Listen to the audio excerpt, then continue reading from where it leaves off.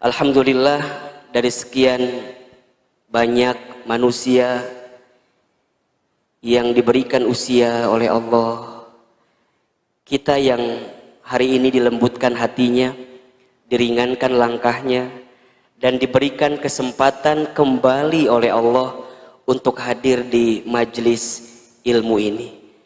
Ahilman dari hati yang paling dalam berdoa berharap kepada Allah, mudah-mudahan setiap langkah Bunda datang ke tempat ini menggugurkan dosa yang pernah kita lakukan.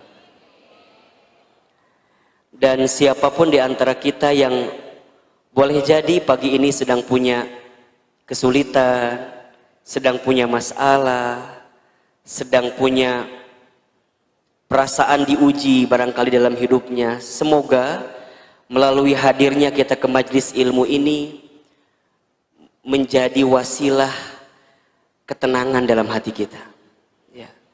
Dan insya Allah sepulang dari sini, yang punya masalah, punya kesulitan, Allah berikan jalan keluarnya. Amin ya rabbal alamin. Bunda, ada 3 kunci seseorang akan mendapatkan kebahagiaan dalam hidupnya. Ini menurut Ibnu Qayyim al-Jauziyah rahimahullah. Ada 3 kunci seseorang akan mendapatkan kebahagiaan dalam hidupnya. Jika di antara kita, Bunda, Teteh, sayang semua memiliki 3 kunci ini, insya Allah kita bisa mendapatkan kebahagiaan dalam hidup. Karena kalau dilihat dari wajahnya, ini wajah-wajah yang ingin bahagia semua, betul apa enggak? Saya enggak berani kalau bilang kurang bahagia gitu ya. Saya bilangnya kita semua pasti ingin bahagia. Ahilman, apa di antara 3 kunci kebahagiaan itu? 1, seseorang itu akan bahagia ketika bersyukur saat diberi nikmat. Yang pertama apa? Bersyukur saat diberi nikmat. Yang kedua, bersabar saat ditimpa musibah.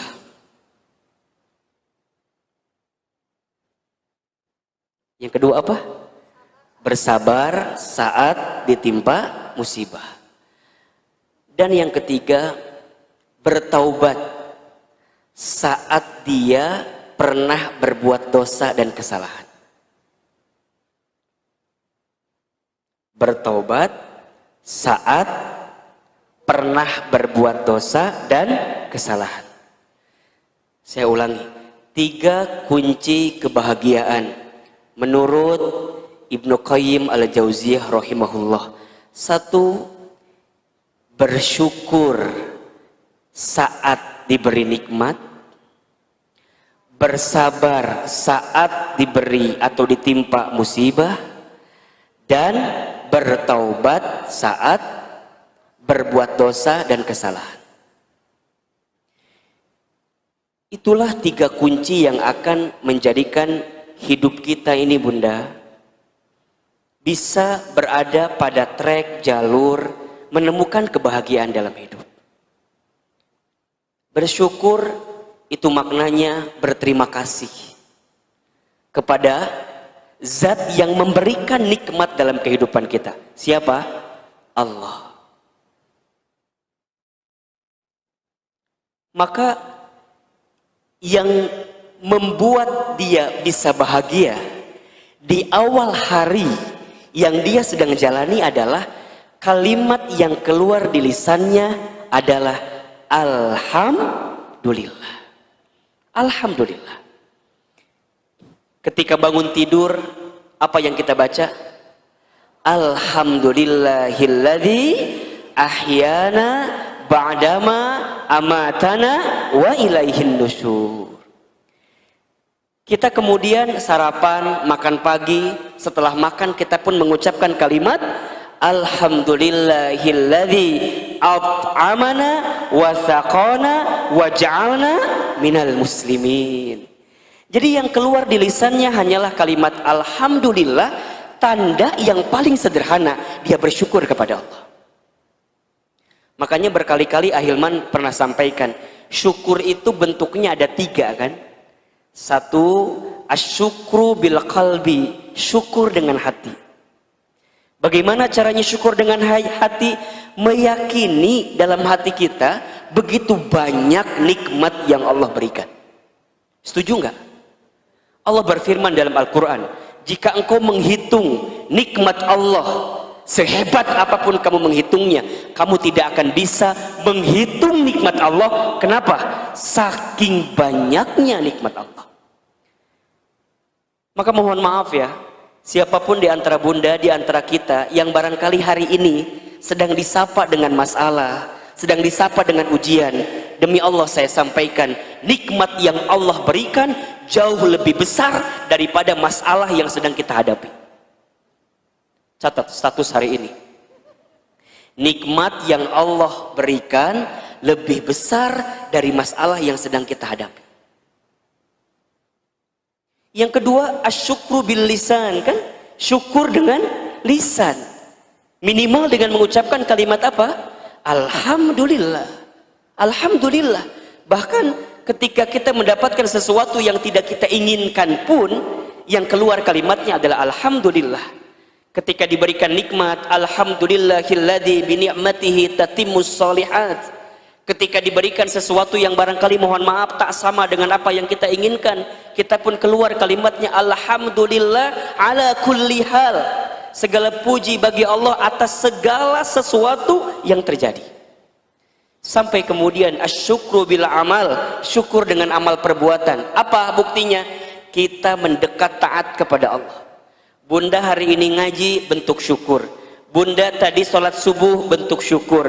Bunda tadi sholat tahajud, bentuk syukur. Nanti bunda infak sedekah, bentuk syukur. Bunda baca Quran, bentuk syukur. Bunda ikut kelas tahsin, ikut kelas tahfidz bersama Daku Bogor, itu bentuk syukur. Jadi bentuk syukur kita kepada Allah dengan apa? Dengan menjadikan semua nikmat dari Allah sebagai jalan untuk mendekat kepada Allah. Itu syukur. Itu syukur. Makanya coba dicek dalam kehidupan bunda, dari sekian banyak nikmat yang Allah berikan kepada kita, sudahkah sepenuhnya digunakan untuk jalan Allah atau bukan? Cek rumah bunda, cek mobil bunda, cek motor bunda, cek suami bunda, cek anak-anak bunda, cek pekerjaan bunda, cek bisnis kita. Kira-kira dengan semua nikmat yang besar itu sudah membuat kita makin dekat dengan Allah atau tidak? Kalau belum, evaluasi, mumpung ada waktu. Mumpung ada waktu. Khawatirnya, kita hari ini sibuk dengan urusan dunia, tapi urusan dunia kita lah yang kemudian membuat kita pun juga lupa dari Allah. Jangan-jangan. Jangan-jangan itu. Bunda punya usaha, jangan-jangan usaha bunda yang membuat bunda lupa dari Allah. Bunda punya pekerjaan, jangan-jangan pekerjaan kita yang membuat kita jauh dari Allah. Bunda punya keluarga, jangan-jangan keluarga kita pun juga adalah keluarga yang jauh dari Allah.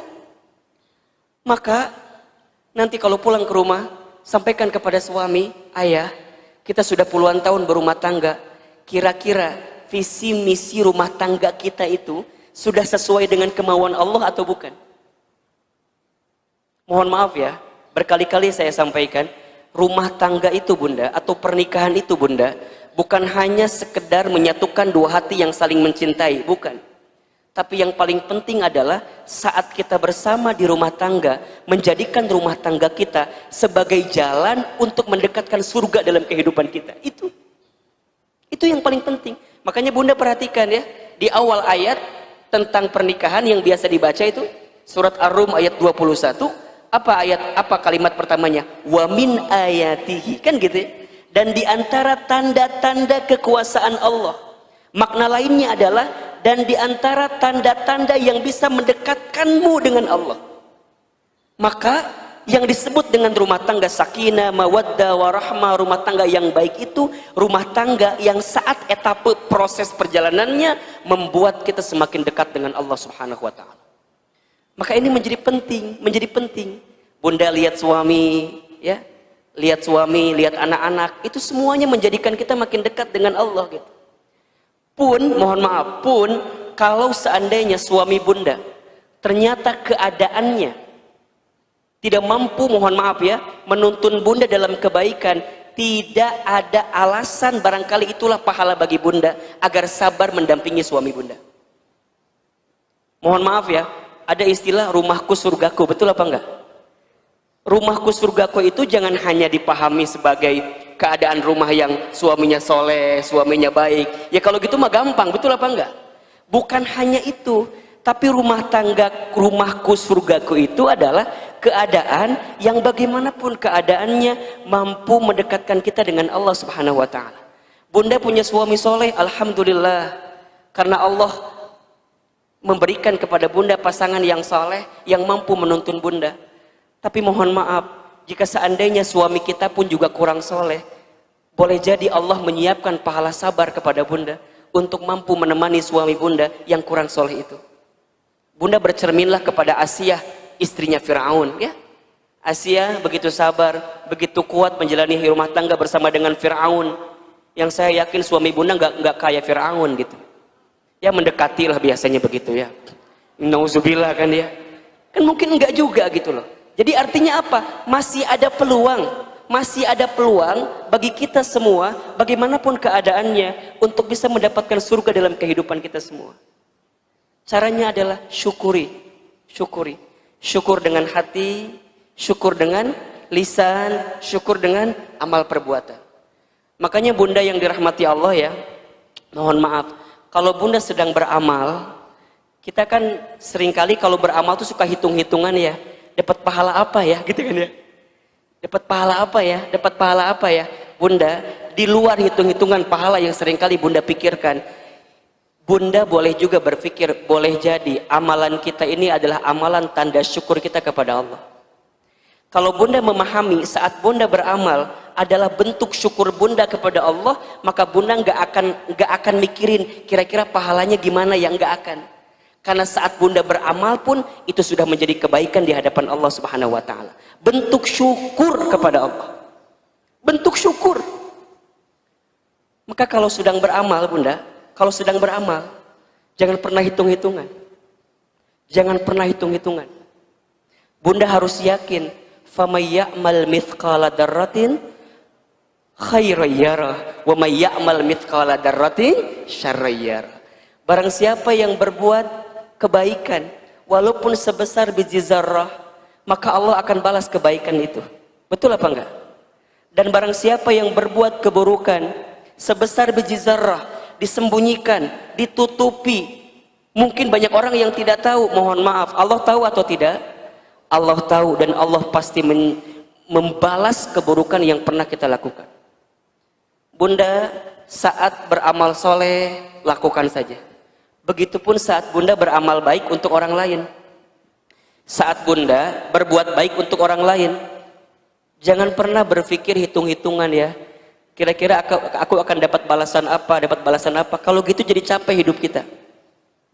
Udah bunda, kalau berbuat baik jalan aja, niatin karena Allah, lakukan sesuai dengan aturan Allah, maka pasti akan menjadi kebaikan.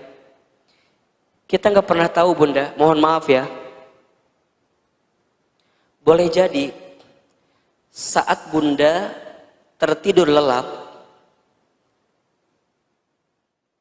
di luar sana banyak doa-doa kebaikan karena hasil amal kebaikan kita kepada orang lain.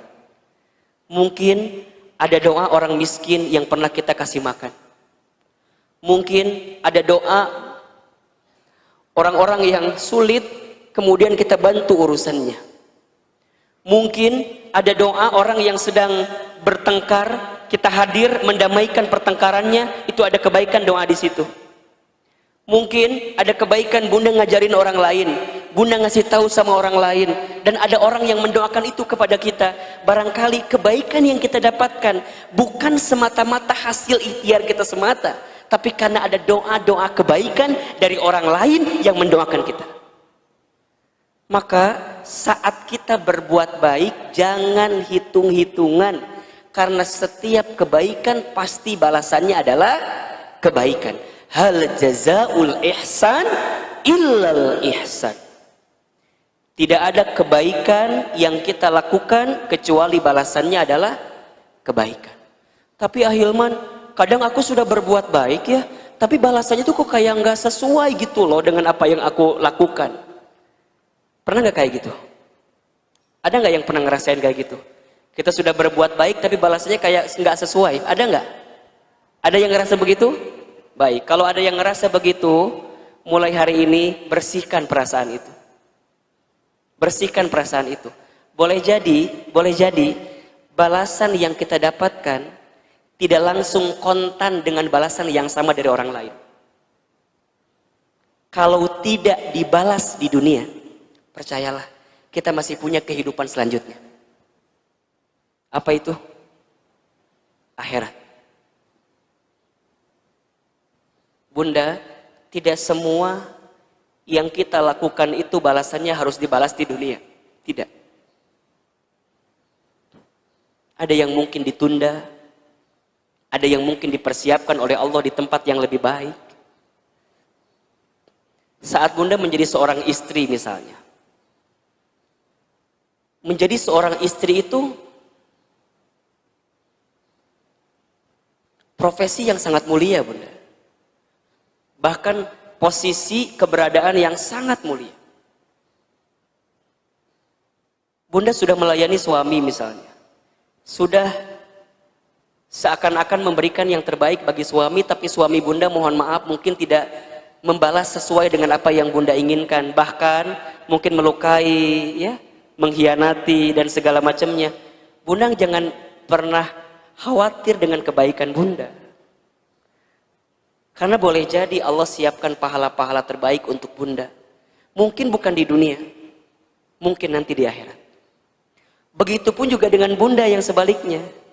Sekarang Bunda punya suami, suami banting tulang, cari nafkah bagi Bunda.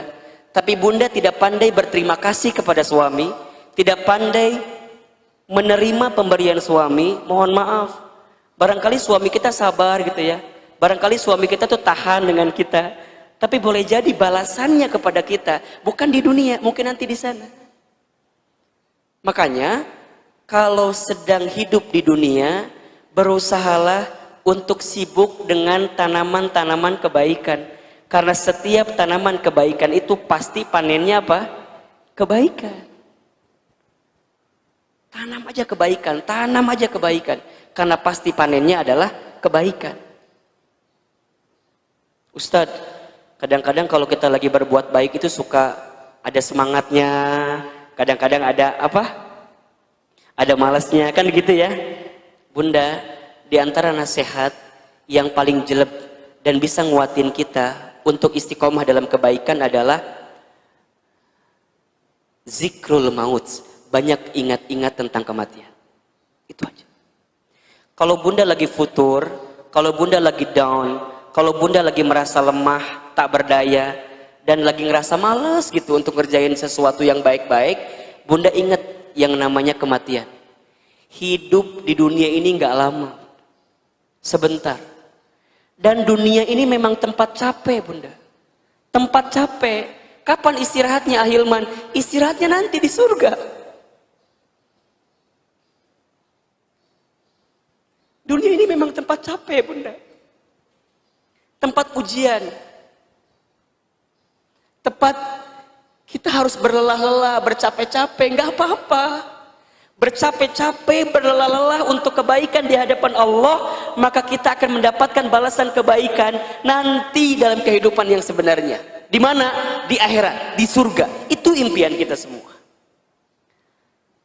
Teruslah sibuk dalam kebaikan. Walaupun kata orang, Bun, kok nggak ada capeknya ya? Kok nggak ada capeknya ya? Ngaji lagi, ngaji lagi, ngaji lagi. Iya, memang dunia tempat capek.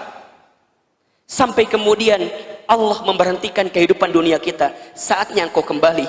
Ya ayatuhan nafsul mutmainnah, irji'i ila rabbiki radiyatan mardiyah, fadkhuli fi ibadi wadkhuli jannati. Wahai hambaku yang berjiwa tenang, masuklah, kembalilah kata Allah. Kemana? Ke surga. Ini tempat yang kau idam-idamkan selama ini kan. Engkau baca Quran, engkau infak sedekah, engkau sholat tahajud, engkau ta'lim, engkau menggunakan hijab terbaik, jilbab terbaik, engkau melayani suami, engkau infak sedekah. Capek, iya. Dan Allah tidak akan pernah luput pandangannya kepada kita. Pasti Allah membalas semua kebaikan-kebaikan itu. Maka indahnya hidup dunia ini, selain dikasih nikmat, dikasih juga apa? Musibah. Dikasih juga apa? Cobaan. Betul apa enggak? Makanya yang kedua, ciri dan kunci tanda orang akan mendapatkan kebahagiaan adalah bersabar saat ditimpa musibah. Memang hidup ini hakikatnya adalah tempat ujian kan. Wa nabluukum bisyarri wal khairi fitnah. Dan pasti kami akan menguji kamu sekalian dengan kesulitan, dengan kebaikan, dengan kesedihan, dengan kebahagiaan. Fitnah sebagai ujian. Wa ilaina turja'un, dan hanya kepada kamilah engkau akan dikembalikan. Hidup ini hanyalah giliran guliran dari ujian-ujian. Ada saat tertawa, ada saat menangis. Ada saat menerima, ada saat kehilangan. Ada saat sehat, ada saat sakit. Ada saat kita lapang, ada saat sempit. Ada saat kita kaya, ada saat kita miskin atau cukup. Ada saat kita mendapatkan, ada saat kita melepaskan. Begitulah kehidupan dunia ini. Makanya kata Nabi SAW, ajaban li amril mu'min, katanya. Sungguh menakjubkan keadaan orang beriman itu. Kenapa? Inna amrohu kullahu lahu khair. Setiap perkara yang datang bagi orang beriman, semuanya baik. Semuanya baik. Dan itu hanya bisa didapatkan oleh orang yang beriman saja. Ahilman, bagaimana keadaan orang beriman itu? In asobathu sarra syakar. Ketika dia mendapatkan kebahagiaan, maka dia bersyukur. Fakana khairullah, karena itu baik baginya. Wa in asobathu dharra sabar. Ketika dia mendapatkan kemadharatan, dia pun bersabar. Fakana khairullah, karena itu juga baik baginya. Jadi artinya ujian-ujian dalam hidup ini adalah seni dalam hidup. Kalau bunda hidupnya nggak diuji, flat gitu aja, seru nggak kira-kira? Nggak seru. Dan Allah menguji apa yang diujinya. Alladzi khalaqal mauta wal hayata liyabluwakum ayyukum ahsanu amala wa huwal azizul ghafur. Allah ngasih ujian sama kita, ya. Apa ujian yang sebenarnya? Ujian yang sebenarnya itu bukan ujiannya, tapi ujian yang sebenarnya adalah ayyukum ahsanu amala. Siapa di antara kalian yang paling bagus amalnya? Berarti yang Allah tanya apa? Sikap kita. Yang Allah tanya apa? Sikap kita. Yang membuat orang itu nggak lulus ujian bukan soal, tapi apa? Jawaban. Betul nggak? Yang membuat orang itu nggak lulus ujian apa? Bukan soal, tapi jawaban. Kalau sekarang bunda ada yang sedang diuji dengan apapun itu ujiannya. Ini kan kalau dilihat dari wajahnya hampir punya kemiripan semua ya. Wajah-wajah pakai masker semua kan ini Maya. Ini kan dari wajahnya hampir mirip semua, wajah-wajah banyak masalah kelihatannya. Jangan tersinggung, dan memang kenyataan, betul apa enggak? Ada yang tersinggung enggak? Ya, Ustadz juga yang begini-gini jangan salah bunda. Dibanding bunda mah banyak-banyakan bunda masalahnya. Ya sama, Ustadz juga punya banyak masalah, bunda Cece juga sama, bunda Anggi juga sama, Teh Elis juga sama. Bunda jangan kira ketika membacakan bacaan-bacaan zikir itu kayak nggak ada masalah. Tenang, adem banget ya lihat bunda Anggi ya. Adem banget ya lihat Teh Elis baca zikir-zikir. Ulah salah. Tanya masalah anak banyak atau bener nggak Teh? Nggak salah lagi. Sama bunda, sama. Kita ini pasti punya masalah. Dan memang itu seni dalam hidup. Ustadz, irahanya aku teh berhenti dari masalah. Mau nggak bunda berhenti dari masalah?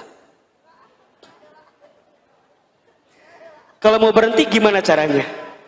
Gitu. Kalau mau berhenti ya silahkan, tok dipilih. Mau lewat mana berhentinya? Jadi gimana? Memang lagi diuji. Dan bagi orang beriman, bunda paham bahwa ujian, bahwa musibah, bahwa masalah itu adalah cara Allah meningkatkan derajat hidup kita. Selama, ini penting nih, selama dengan ujian-ujian itu membuat kita semakin dekat dengan Allah. Itu kata kuncinya. Jadi kalau dengan masalah, dengan musibah, dengan cobaan makin membuat kita dekat dengan Allah, boleh jadi musibah itu adalah anugerah dari Allah. Saya ulangi ya. Kalau dengan musibah, dengan cobaan, dengan sesuatu yang menyedihkan kita, membuat kita semakin bisa mendekat dengan Allah, bisa taat kepada Allah, bisa makin rajin ibadahnya. Boleh jadi musibah itu berbuah jadi anugerah dari Allah. Hari ini kan kita semua sedang diuji ya. Ada longsor, ada banjir, ada gempa, ada kecelakaan pesawat, para ulama-ulama kita dipanggil usianya oleh Allah, pandemi COVID belum reda juga, belum selesai juga. Ini kan kita sedang diuji gitu. Nah pertanyaannya adalah, dengan rentetan ujian itu membuat bunda makin dekat dengan Allah atau tidak gitu? Membuat kita semakin taat dengan Allah atau tidak? Kalau dengan semua yang terjadi itu belum mampu membuat kita semakin dekat dan taat kepada Allah, butuh cara apa lagi yang harus Allah hadirkan dalam kehidupan kita? Makanya sekarang sudah mulai saatnya bunda, rumah-rumah bunda menjadi rumah tempat bunda menghamparkan sejadah, bunda munajat sama Allah, minta ampun sama Allah gitu. Kamar bunda, gelarkan sajadahnya, bangun di sepertiga malam, merintih di hadapan Allah, minta ampun sama Allah, banyak berdoa sama Allah. Ini kesempatan terbaik bunda. Dan mohon maaf sebaliknya, jika ada yang seolah-olah diberikan nikmat, seolah-olah hidupnya bahagia, tapi dengan nikmat dan bahagia itu tidak semakin membuat dia dekat dengan Allah, jangan-jangan itu bukan nikmat, tapi itu adalah musibah yang sebenarnya. Ada orang yang dinaikkan pangkatnya, dinaikkan derajatnya, dinaikkan posisinya, dibanyakin hartanya, luar biasa, punya semuanya, tapi nggak membuat dia dekat dengan Allah. Boleh jadi itulah musibah yang sebenarnya, istidraj namanya. Jadi, oh ya, kan sabar itu menahan diri gitu ya, untuk melakukan sesuatu yang dibenci oleh Allah. Makanya dia nggak mau tuh. Ini sesuatu yang dibenci oleh Allah, dia tinggalkan. Makanya sabar nanti ada 3 kan? Ada sabar dalam ketaatan kepada Allah. Yang kedua ada sabar dalam meninggalkan maksiat. Dan yang ketiga sabar ketika ditimpa musibah. Dan itu tingkatan bunda ternyata rumusnya. Seseorang tidak akan bisa sabar menghadapi musibah kalau dia nggak sabar meninggalkan maksiat. Seseorang tidak akan sabar meninggalkan maksiat kalau dia tidak sabar dalam ketaatan kepada Allah. Maka wajar jika ada keterangan yang menyebutkan musibah yang terjadi itu diakibatkan karena banyaknya dosa, maksiat yang dilakukan oleh manusia. Kan begitu? Dzharul fasada fil barri wal bahri bima kasabat aydin nas, kan begitu? Telah nampaklah kerusakan di langit, di daratan, di lautan. Karena apa? Karena ulah tangan manusia. Dan memang begitu kan? Dalam ayat lain Allah sampaikan, wa ma asabakum min musibatin fabima kasabat aydikum. Dan apapun musibah yang menimpa kamu sekalian, itu disebabkan oleh tangan ulah kamu sekalian. Tapi ujungnya lihat ayat ini, wa ya'fu an katsir, dan Allah memaafkan banyak terhadap keadaan kamu sekalian. Ketika kapan? Ketika ditimpa musibah, kita banyak bertobat, kita banyak bermuhasabah, semakin dekat dengan Allah, makin taat kepada Allah, maka di saat itu Allah mengangkat derajat kehidupan kita. Sabar. Sabar. Jadi gimana Ustadz? Sabar. Punya suami soleh, kudu sabar nggak? Hah? Saya tanya, punya suami soleh kudu sabar apa enggak? Kudu sabar. Sabar gimana Ustadz? Sabar menemani kesolehannya. Misalnya ada suami bunda yang rajin puasa sunnah. Udah puasa Daud we, hari ini puasa, besok enggak, terus puasa lagi. Dan suami bunda mah kalau puasa teh sahurna kudu make sambel. Jadi kumaha ahilman, berarti tiap Janari kudu bangun ngarenos sambel. Sekarang pertanyaannya, kudu sabar ente kira-kira? Ngarenos sambal tiap Janari, kudu sambal gak? Sabar. Sabar atuh. Dan memang kondisinya begitu. Suami kita ya, mohon maaf kan biasanya kalau yang soleh itu menjaga benar gitu ya. Cara mencari nafkah, cara mencari penghasilan, dia menjaga banget mana yang halal, ya, mana yang baik. Banyak tapi haram dia tinggalkan. Pertanyaannya, bunda berani sabar nggak dengan keadaan itu? Sabar. Sok punya suami yang ganteng, kudu sabar nggak? Kudu sabar. Bunda punya suami kayak Ustadz Hilman, bukan berarti saya ganteng, bukan ya. Ini mah contoh ya, jangan dikaitkan dengan kalimat sebelumnya, jangan ya. Bunda misal punya suami soleh, kerma soleh, pinter, ganteng, benghar. Itu mah kan aku banget ya gitu. Ya kan itu mah insya Allahnya, insya Allah suami bunda banget gitu kan. Yang suaminya gitu, yang gak manggawe gitu kan. So kudu sabar nggak bunda? Kudu sabar bunda. Makanya saya bilang ke istri saya, bunda sayang, kudu sabar punya suami kayak ayah teh. Emang kumaha gitu? Sabar we pokoknya mah. Sabar. Sama suami punya istri kayak bunda, kudu sabar nggak? Sabarna merenan sabar kuadrat merenan. Kalau punya kayak istri gini, banyak maunya, banyak mintanya, banyak ngomongnya, banyak hutang. Ya Allah. Jadi kudu sabar. Ya memang itu kondisinya bunda. Dan seni. Dan tidak ada nikmat kesabaran pada akhirnya balasannya adalah kebahagiaan yang paling hakiki. Apa itu? Surga. Surga. Makanya kalau ada yang nanya, Ahilman, sabar teh ada batasnya apa enggak ya? Kalau saya jawabannya enggak ada. Yang sering membatasi siapa? Kita. Kita sendiri. Selama kita hidup sabar. Makanya perintahnya apa? Ya ayyuhalladzina amanu sta'inu bis-sabri was-shalah. Wahai orang-orang beriman, minta tolonglah kepada Allah dengan apa? Sabar dan sholat. Bahkan bunda, nanti di pintu surga akan ada panggilan khusus bagi orang yang sabar. Itu ada di surat Ar-Ra'd kalau tidak salah, ayat 24 kalau tidak salah. Ada panggilannya, salamun alaikum bima sobartum. Selamat untuk kamu sekalian, sobartum, yang sabar atas kesabaran kamu sekalian. Kalau dia sabar, berarti apa kata kuncinya? Berarti diuji. Makin banyak ujiannya dalam hidup, kemudian dia makin sabar, makin dekat surga dalam kehidupan. Jadi kalau orang tahu begitu rumusnya, kalau sedang diuji dia seneng banget. Yes. Diuji.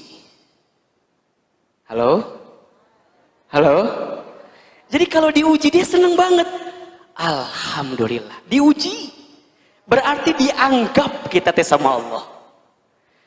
Mohon maaf kalau bunda dilepasin begitu aja, dibuat enak, dibuat santai, dibuat tenang, dibuat kayaknya nggak ada masalah.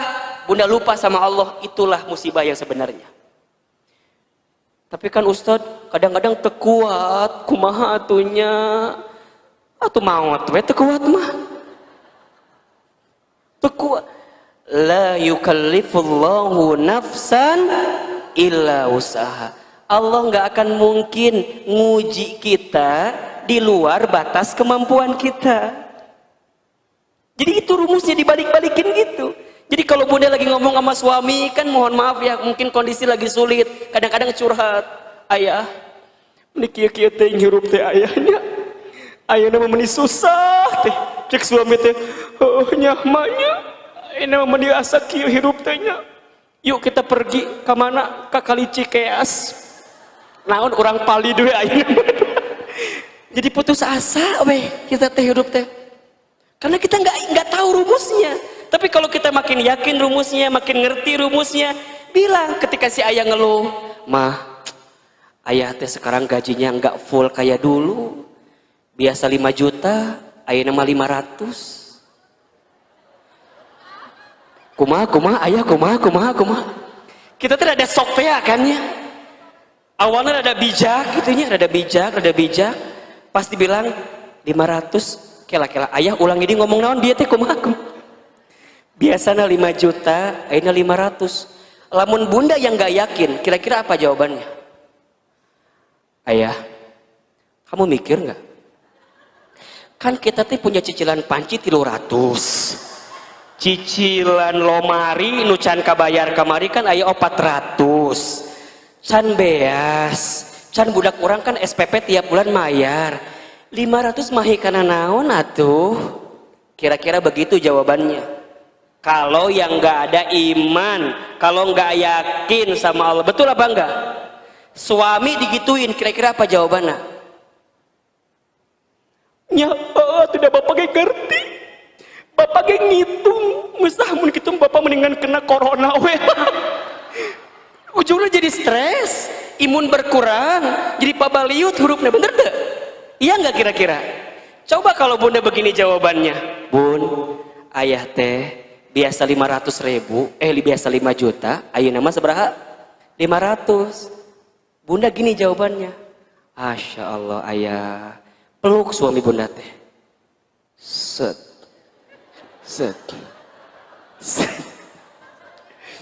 Ulah kenceng teh, apa tuh? Dipeluk sama bunda teh, dibisikin di telinganya, ayah mikir tuh gitu. Jangan gitu atuh. Bunda peluk, bilang, ayah nggak apa-apa, yakin kalau sekarang ayah 500.000 dapatnya, mama, bunda insya Allah nguatin, cukup-cukupin. Bunda bisikin di telinga suami bunda, la yukallifullahu nafsan illa usaha. Allah nggak akan ngasih beban sama kita ayah, kecuali Allah tahu batas kemampuan kita. Buat bunda mah nggak penting penghasilan ayah berapa, yang penting ayah selalu bersama dengan bunda. Gitu. Hari itu tenang, isuk liur. Minimal hari itu tenang dulu gitu kan, besok mah belum tentu ayah orang dia, bener tuh. Bisa aja bunda pagi-pagi ngomong gitu kan, bisa aja sorenya meninggal, bener nggak? Ayah, kalau dilihat dari wajah ayah mada, ayah teh nggak akan lama lagi kelihatan. Udah pasrah. Sok we mama mah nyerahkeun ka Allah. Bade dicanak bapak ayeuna mangga. Bade enjing lebih cepat lebih baik. Jadi saling nguatin di rumah tangga, bukan saling melemahkan, bahkan jangan saling menyalahkan. Sabar, bunda, ini hidup inilah. Sampai yang terakhir, kalau bunda mau bahagia, bertaubat, banyak taubat. Saat kita sudah berbuat dosa, bunda, yang membuat manusia itu mulia karena apa? Karena manusia bertobat. Iblis kenapa hina? Iblis kenapa hina? Karena dia sudah tahu berbuat salah, sudah tahu mungkar, berbuat gak baik dalam hidupnya, tapi gak mau bertaubat di hadapan Allah. Tapi yang membuat manusia itu menjadi mulia saat dia pernah berbuat dosa, kemudian dia segera bertaubat kepada Allah. Itu yang menjadi kemuliaan kita. Makanya Allah itu suka kepada orang yang sering bertaubat ya. Innallaha yuhibbut tawwabina wa yuhibbul mutatahhirin. Sesungguhnya Allah mencintai orang yang banyak bertaubat dan orang yang mensucikan diri. Udah bunda, jangan sibuk dengan aib orang lain, jangan sibuk dengan kesalahan orang lain, sibuklah dengan aib kita, karena aib kita juga jauh lebih banyak daripada aib orang lain. Banyak nangis sama Allah, banyak mohon ampun, istighfar, dikit-dikit istighfar, astagfirullah. Kalau bunda dapat kesulitan nih, kalimat pertamanya ya tentu innalillah, kemudian alhamdulillah, boleh jadi juga astagfirullah, ya Allah banyak dosa ya Allah. Makanya kalau ada orang yang ngajak ngegosip, ngajak gegibah, dia nggak mau. Ece Ida nges poho ka Ida teh diingetkeun deui Ida, jadi kadieu nyambung deui Ida teh. Misalnya ada yang ngajak ngobrol, Ida kadieu naon apa tuh cetuti, naon gitu cetuti maknya suamina bawa mobil baru. Dan cetuti mah sama aku suaminya teh sama kerjaana teh. Satu kantor bareng, satu divisi bareng. Nah hanya suaminya cetuti mah boga mobil anyar.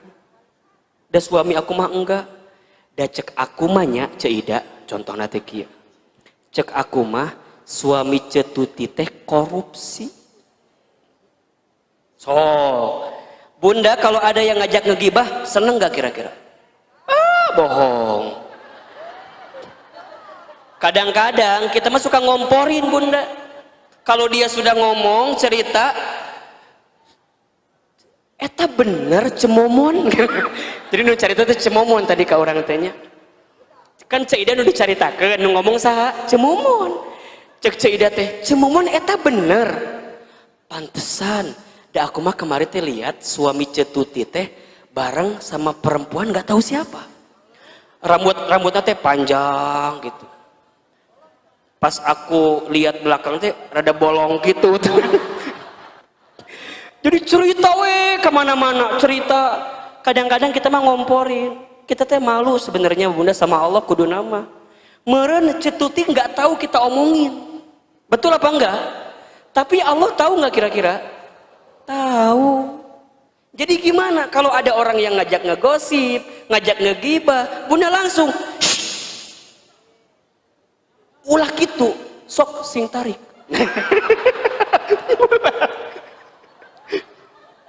Ulah gitu. Ulah gitu. Jempe. Jadi bunda kalau nggak, tapi Ustaz si eta mah ngomong wae terus. Kan ada ya teman kita yang udah kita bilang, udah jempe, tapi ngomong wae terus. Gimana caranya? Tinggalkan ulah ieu mah. Aku teh enggak mau denger. Tapi cicing di samping dia. Tidak mau bisa. Tetap wae kedengeran. Kita udah begini nih. Aku mah cemamon, aku mah enggak mau denger. Enggak takut aku mah. Kieu we, kieu. Tapi enggak pindah-pindah, tetap wae kedengeran. Betul apa enggak? Tinggalkan. Biasakan untuk menghindari sesuatu yang sia-sia bunda. Itu mah udah sia-sia ya, dosa lagi. Gibah itu tahu bunda dosanya apa? Seperti memakan bangkai saudaranya. Bayangkan ke bunda. Dan begitu banyak perempuan, mohon maaf ya, begitu banyak perempuan yang celaka, kemudian dia masuk ke dalam api neraka karena apa?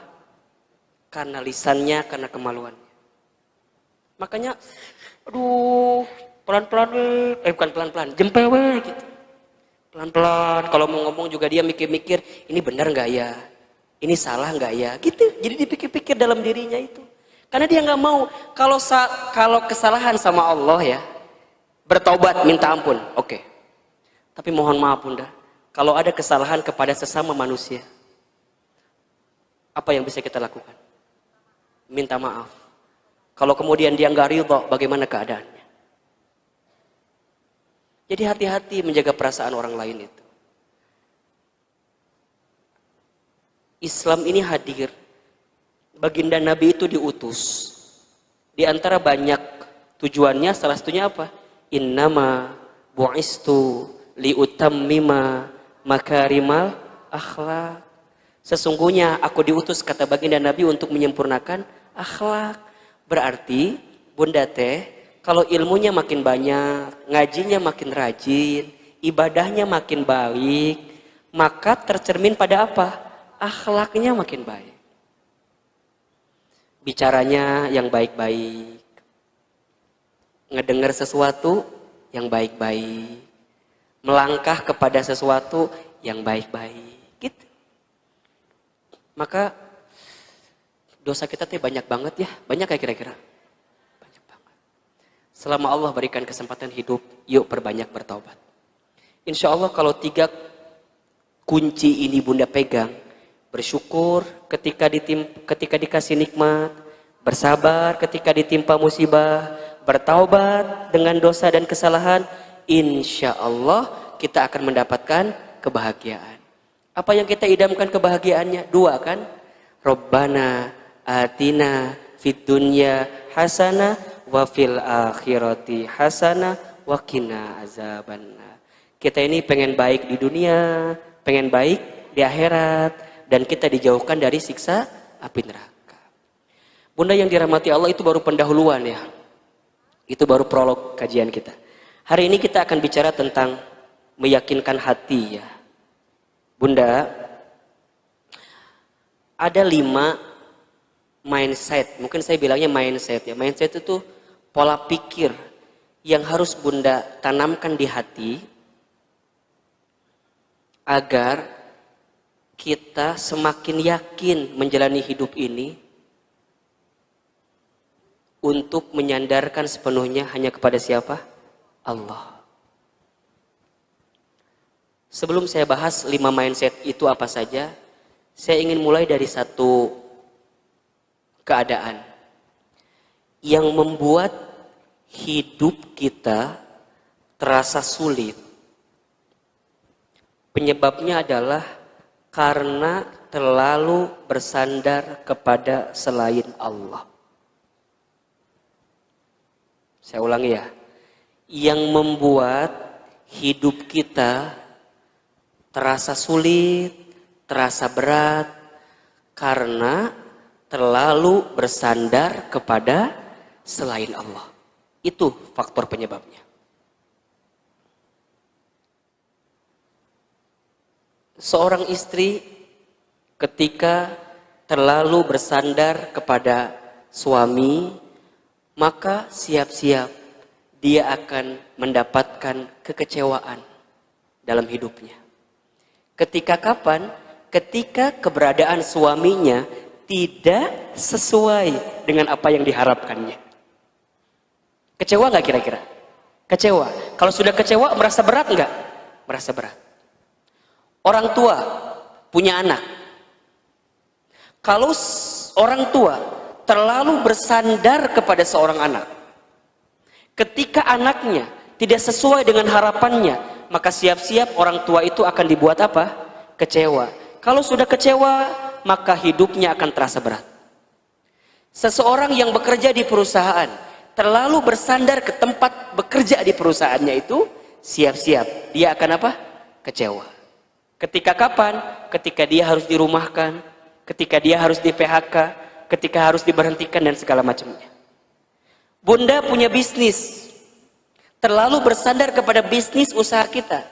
Ketika kondisinya berubah, bisnis usaha kita berubah, kemudian kita kecewa, maka kita akan terasa sulit menjalani hidup. Alasannya apa? Karena terlalu bersandar kepada bisnis usaha kita. Maka jawabannya, kalau Bunda hidupnya ingin ringan, ingin tenang, ingin nikmat, belajarlah untuk menyandarkan semua kehidupan kita hanya kepada siapa? Allah. Pertanyaannya adalah, banyak di antara kita yang percaya kepada Allah, tapi sedikit di antara kita yang mempercayakan hidupnya kepada Allah. Ya enggak? Kalau ditanya, yakin gak sama Allah? Yakin, tapi gitu deh, gelisah lagi, ngeluh lagi. Betul gak? Nah, bagaimana caranya, mindset apa atau keyakinan hati apa yang perlu ditanamkan dalam diri kita agar semakin yakin dengan Allah? Saya mengambil mindset hidup ini dari mindsetnya Nabi Ibrahim alaihissalam. Bunda, Nabi Ibrahim itu seorang nabi yang Masya Allah ya, disebut dengan bapaknya para nabi gitu ya, yang ketauhidannya, yang keimanannya, yang keikhlasannya, Allahu Akbar. Bunda barangkali sudah sangat mengetahuinya karena seringkali diceritakan oleh para guru-guru kita. Nabi Ibrahim ujiannya Allahu Akbar, begitu besar kan? Tapi apa yang membuat Nabi Ibrahim kuat menjalani hidup? Karena kuat keyakinannya kepada siapa? Kepada Allah. Nah, Ahilman, apa di antara keyakinan-keyakinan Nabi Ibrahim alaihissalam yang bisa kita pelajari, kemudian kita tanamkan di hati kita agar makin yakin dengan Allah? Bunda buka surat Asy-Syu'ara, surat ke-26 ayat 78 ya, sampai ayat 82 ya. Kita bahas ini, kan tadi 5 ya. Surat Asy-Syu'ara ayat 78 sampai 82. Ini berisikan tentang 5 mindset dalam hidup ya, terinspirasi dari Nabi Ibrahim alaihissalam yang akan membuat kita semakin yakin dengan Allah. Jadi kalau Bunda sedang menghadapi kesulitan, sedang menjalani hidup, maka yakini 5 mindset ini. Oke, kita bahas satu persatu ya. Yang pertama, keyakinan dalam hati kita yang perlu kita tanamkan adalah A'udzubillahi minasyaitonirrajim. Bismillahirrahmanirrahim. Alladzi khalaqani fahuwa yahdin. Alladzi khalaqani fahuwa yahdin.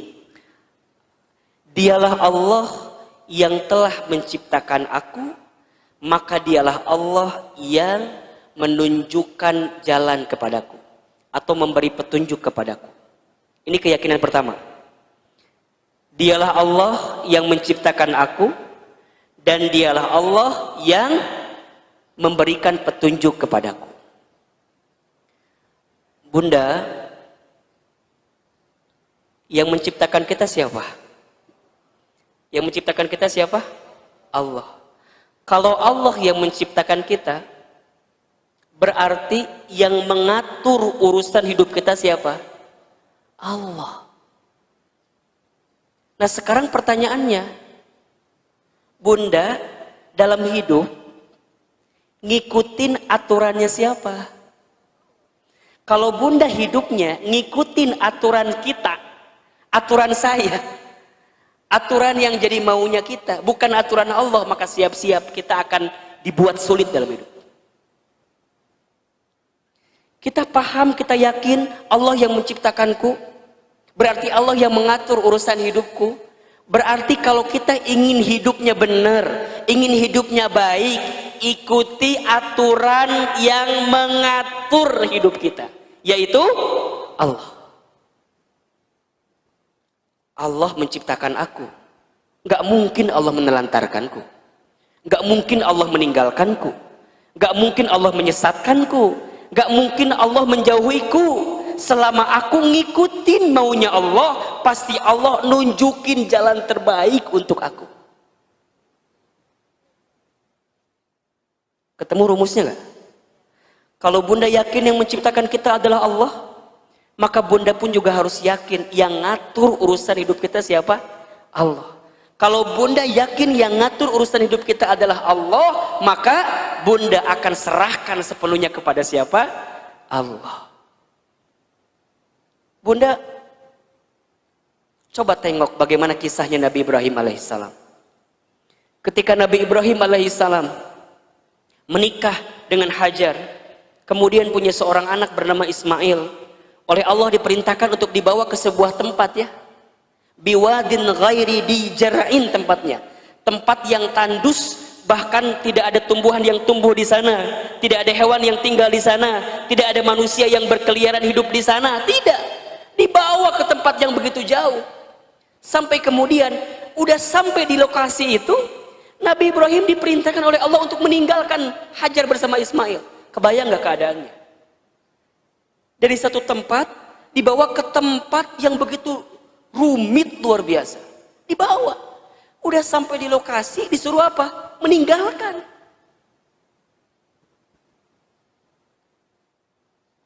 Hajar solehanya luar biasa. Ketika Ibrahim hendak meninggalkan Hajar, kemudian Hajar bertanya, wahai suamiku, hendak kemana engkau? Bukankah engkau baru aja mengantarkan aku bersama anakku di tempat ini? Ini tempat tandus luar biasa. Ini nggak ada tumbuhan, ini nggak ada hewan, nggak ada manusia yang tinggal. Kemudian engkau pergi meninggalkanku. Apa jawaban Ibrahim? Hadza min amrillah. Ini perintah Allah. Apa jawaban Hajar? Jika ini perintah Allah, sami'na wa ata'na. Aku dengar, aku taat, silakan engkau pergi. Tapi ada satu permintaan. Ketika engkau pergi, jangan menolehkan wajahmu kepadaku. Karena aku tidak ingin melihat wajahmu menangis, sehingga membuat aku sedih ditinggal oleh dirimu.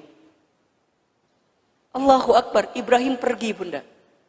Kemudian Hajar bersama Ismail di situ. Singkat cerita perbekalan habis kan.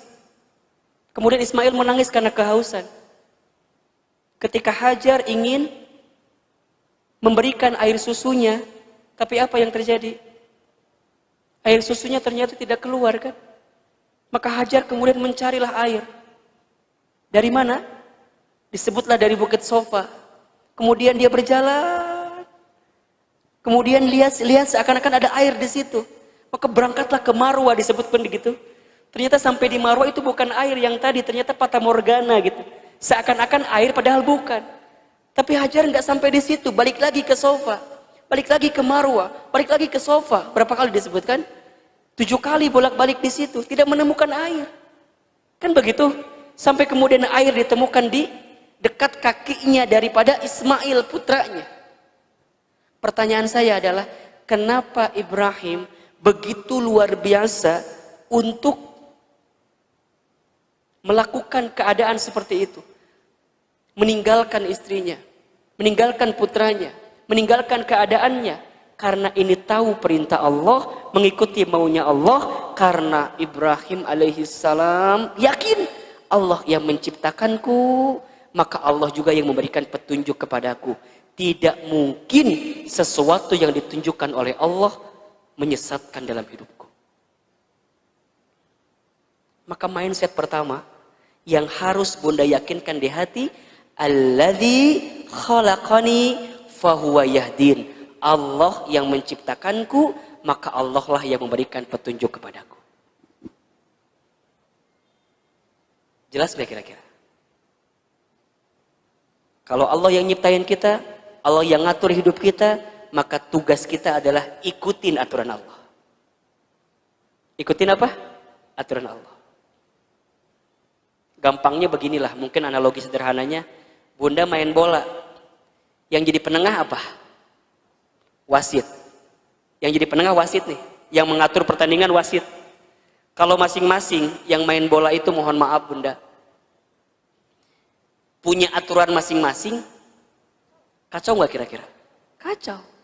Contoh misalnya, yang tim A menyebutkan asal gol pakai tangan juga nggak masalah. Tapi yang B ngikutin aturan yang biasa, harus pakai kaki dan nggak boleh pakai tangan, handsball itu namanya. Dua-duanya nggak sepakat, beda aturannya, berantem gak kira-kira? Berantem. Saya tanya, 10-0, yang menang yang mana? Kita akan bilang yang 10 yang menang, belum tentu.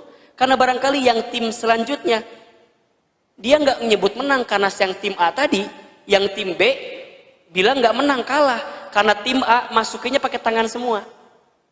Diambil bolanya, dimasukin semua pakai tangan. 10-0, iya. Skornya 10, tapi cara ngegolinnya beda dengan apa yang diinginkan. Sesuai dengan aturan. Beda nggak kira-kira? Beda. Gak sah. Sama kayak kita hidup. Kalau kita hidup nggak ngikutin aturan Allah, maka sehebat apapun kita, pasti kita nggak akan dibuat bahagia menjalani kehidupan. Maka yang pertama, kalau bunda sedang menjalani hidup, alladzi khalaqani fahuwa yahdin. Dialah Allah yang menciptakanku, begitupun juga Allah yang menunjukkan jalan kepadaku.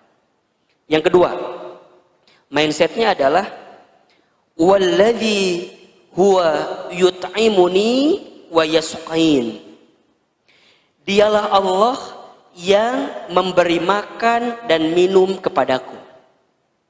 Nih kata Nabi Ibrahim alaihissalam. Dialah Allah yang memberi makan dan memberi minum kepadaku. Maknanya apa? Ini lebih kepada pola pikir kita tentang rezeki dalam kehidupan kita. Bunda, rezeki itu sudah dijamin oleh Allah. Selama kita hidup dan kita bergerak dalam hidup itu, maka Allah sudah menjamin rezeki kita. Begitu banyak di antara kita yang seringkali gelisah dengan rezeki. Betul apa enggak? Padahal perhatikan ayat ini. Walladzi huwa yut'imuni wa yasqin. Dialah Allah yang memberikan makan kepadaku dan dialah Allah yang memberikan minum kepadaku. Bunda, jangan pernah khawatir tentang rezeki. Karena rezeki sudah tertakar, tak mungkin tertukar. Yang perlu kita khawatirkan adalah rezeki kita ini berkah atau tidak. Itu yang penting. Saya ulangi ya. Jangan pernah khawatir tentang rezeki. Jumlahnya, banyaknya, kadarnya, takarannya sudah yang ngatur. Siapa? Allah. Tugas kita apa? Ikhtiar yang terbaik. Termasuk ikhtiar terbaik itu hanya fokus dengan yang berkah, yang halal, yang baik. Rezeki dalam kehidupan.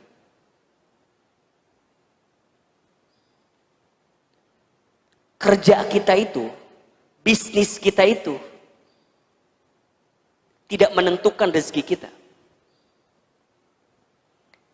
Itu hanyalah bentuk kewajiban kita kepada Allah. Bunda bisnis, bunda bekerja, itu hanyalah kewajiban kita ikhtiar. Tapi hasil yang menentukan siapa? Allah. Dan Allah selalu tahu mana yang terbaik rezekinya untuk kita. Makanya kata Sayyidina Umar bin Khattab radhiyallahu anhu kan pernah mengatakan bahwa aku tidak pernah risau, aku tidak pernah gelisah dengan hidup, karena aku percaya, aku yakin sesuatu yang sudah tercatat untukku tidak akan pernah meninggalkanku. Dan semua sudah ada kadar takarannya rezeki masing-masing. Dan kita percaya bahwa Allah pasti memberikan rezeki kepada kita. Wa ma min dabbatin fil ardi illa 'alallahi rizquha. Dan tidak ada makhluk yang bergerak di muka bumi kecuali Allah jamin rezekinya. Kalau bunda nggak yakin ini di hati, gelisah pasti. Tugas kita, ayah, ya, para suami, para bapak, pasangan kita, ayah, kita ikhtiar aja yang maksimal. Allah yang menjamin rezekinya. Makanya saat bunda keluar rumah, apa kalimat yang bunda sering kali baca doanya? Bismillahi tawakkaltu 'ala Allah la haula wala quwata illa billah. Dengan menyebut nama Allah. Tawakkal 'ala Allah. Tawakkaltu 'ala Allah. Aku menyerahkan kepadamu ya Allah. Gitu. Maka mindset kedua yang perlu Bunda yakinkan di hati adalah dialah Allah yang menjamin urusan rezeki kita. Yang ketiga, wa idza maridtu fahuwa yashfin. Dan apabila aku sakit, dialah Allah yang menyembuhkan aku. Masya Allah. Jadi yang pertama tadi urusan apa? Urusan hidup ya. Urusan hidup kita, skenario hidup kita. Yang nyiptain kita siapa? Allah. Berarti yang ngatur hidup kita siapa? Allah. Berarti kalau kita mau hidupnya baik, mau hidupnya benar, ikutin aturan siapa? Allah. Yang kedua urusan apa? Rezeki, ya, urusan rezeki. Yang ketiga, wa idza maridtu fahuwa yashfin. Dan apabila aku sakit, dialah Allah yang menyembuhkan aku. Ini berarti tentang sesuatu yang menyakitkan dalam hidup kita. Tubuh ada sakitnya, fisik. Tapi selain fisik, ada nggak yang suka bikin sakit? Ada. Sakit hati, ya nggak? Terluka, terhianati, betul kan? Ada yang mitnah kita, ada yang ngehina kita, ada yang ngomongin kita, ada yang nyakitin kita. Sakit nggak kira-kira Bunda? Sakit. Apa kata Nabi Ibrahim? Fahuwa yashfin. Dialah Allah yang menyembuhkan rasa sakit dalam hidupku. Jelas? Karena Allah yang mampu menyembuhkan kita. Begitupun juga mohon maaf, kalau ada di antara kita yang hari ini sedang sakit hati, ada yang sedang terluka perasaannya, ada yang merasa, Ustadz, sakit banget. Ada yang ngomongin saya di belakang. Iya, kalau di depan namanya bukan ngomongin. Sakit Ustadz, gimana caranya? Fahuwa yashfin. Balikin ke siapa? Allah. Bunda, Ustadz, Bunda teh udah bilang A sampai Z ke suami, tapi suami teh meninggal berubah-berubah. Kumahanya Ustadz? Fahuwa yashfin. Allah yang menyembuhkan rasa luka di hati kita. Jelas? Jadi kalau sekarang kita terluka, terhianati, tersakiti, siapa yang bisa menyembuhkan luka hati itu? Allah. Fahuwa yashfi. Maka dia tidak akan sibuk gitu loh dengan kesulitan yang dihadapinya, karena pada akhirnya hanya dikembalikan kepada Allah. Inna lillahi wa inna ilaihi raji'un. Bunda nangis boleh. Bunda lagi sakit nih, kemudian nangis boleh, tapi yang nggak boleh berlebihan nangisnya. Nggak jempe, nangis terus udah. Kalau butuh sehari nangis mangga, 2 hari nangis mangga, 3 hari nangis mangga, tapi sepanjang hidup nangis terus. Atau Bunda, sayang air mata kita dihabiskan untuk menangisi sesuatu yang tak perlu kita tangisi berlebihan. Udah. Tapi kan Ustadz, kumahanya aku teh kalau ingat suami suka nangis lagi. Terus Bunda maunya kumaha? Gitu naon kan liur. Kan ada yang curhat, yang ngomong sama saya, udah cerita kemana-mana. Saya bilang cuman gini aja, ya udah, Bunda maunya gimana? Oh gitulah pokoknya mah. Ya apa? Gitu udah sakit hati banget Ustadz. Terus kumaha?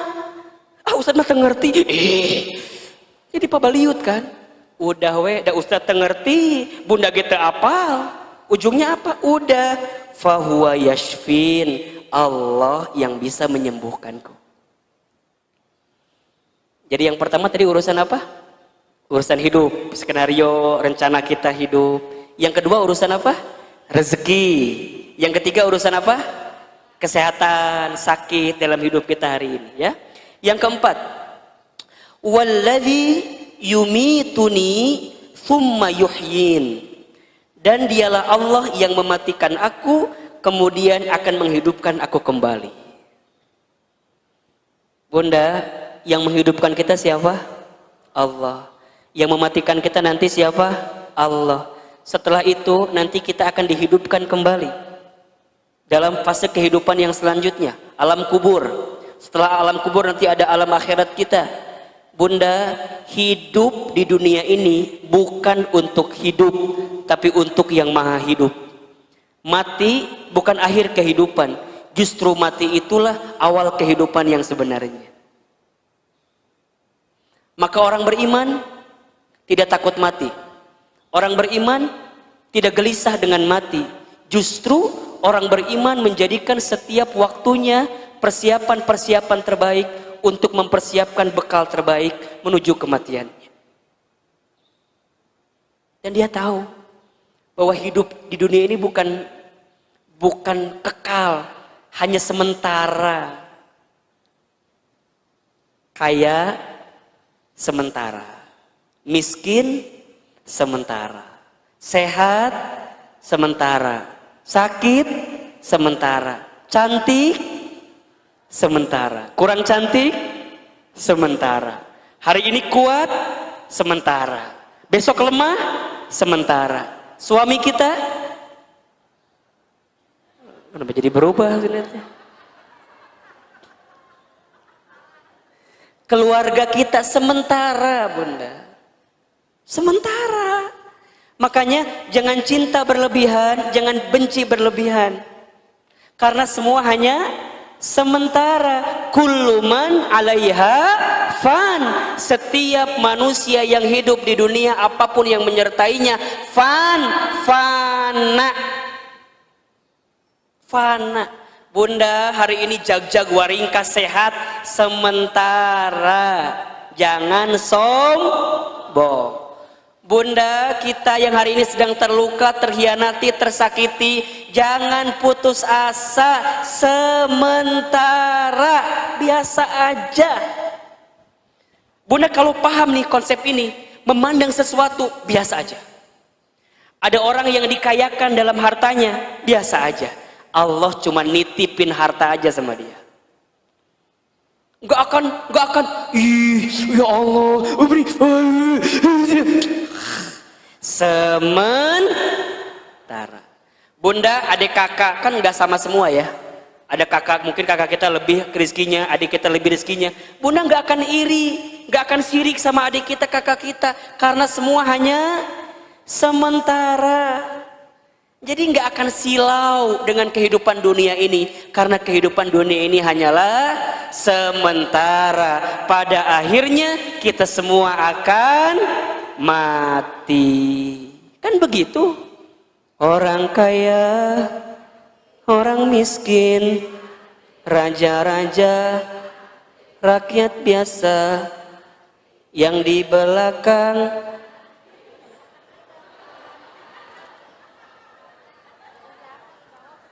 yang di atas, yang di tengah, Ustadz Hilman wafat, ulah mati teuing atuh wafat, ya Robana ya Karim. Wafat, kita pasti akan mati, Bunda. Apa yang mau kita sombongin sih sekarang? Makanya saya tuh wallahu alam ya, Bunda merasakan hal yang sama atau enggak, Bunda? Belakangan ini waktu dengan kematian tuh terasa makin dekat gitu. Ya enggak kira-kira? Kayaknya dulu tuh ya kalau bicara corona, covid itu kan kayaknya jauh banget gitu ya. Hari ini tuh ya Allah, tetangga kita, saudara kita, guru-guru kita gitu.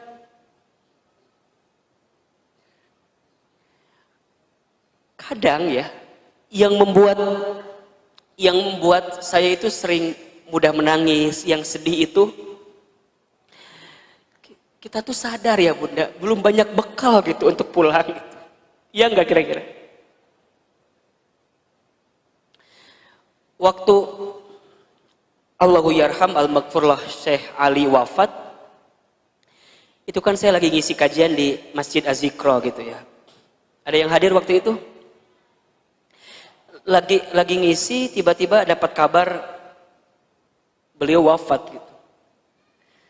Saya langsung tidak bisa berkata apa-apa gitu pun. Langsung diam, langsung kita tutup dengan doa, selesai gitu.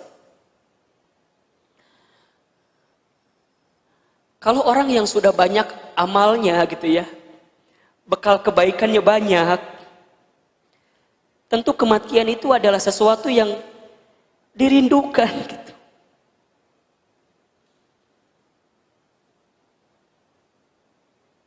Banyak orang-orang soleh ya, yang kita lihat mereka adalah orang-orang soleh selama hidupnya, walau alam, karena tentu Allah yang punya pengetahuan yang sesungguhnya, kita kan hanya bisa lihat kasat mata aja gitu. Allah panggil usianya gitu.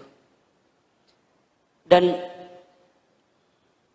ada orang yang jasadnya sudah mati, tapi kebaikannya masih hidup gitu.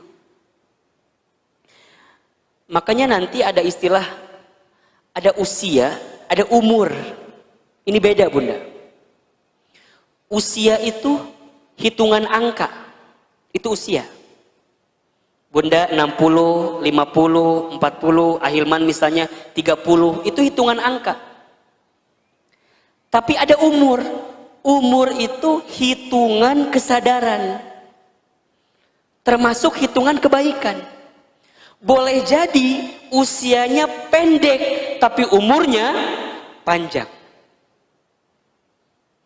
Boleh jadi usianya pendek, tapi umurnya panjang. Maksudnya apa? Orangnya sudah wafat, tapi kebaikannya masih kekal. Syekh Ali wafat di usia 44 tahun. Tapi umurnya boleh jadi lebih panjang daripada usianya 44 tahun. Betul apa enggak? Sampai hari ini kita masih dengar tilawah Qur'annya. Sampai hari ini kita masih dengar potongan-potongan video dari beliau.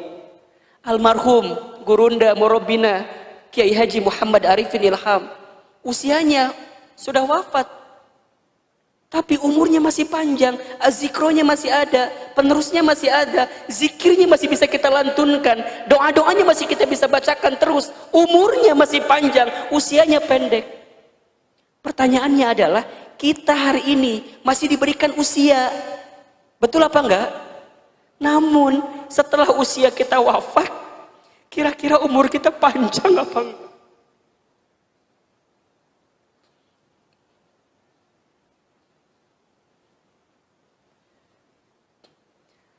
Maka tiada sikap yang dimiliki oleh mereka orang beriman kecuali setiap harinya adalah ingatan-ingatan tentang kematian.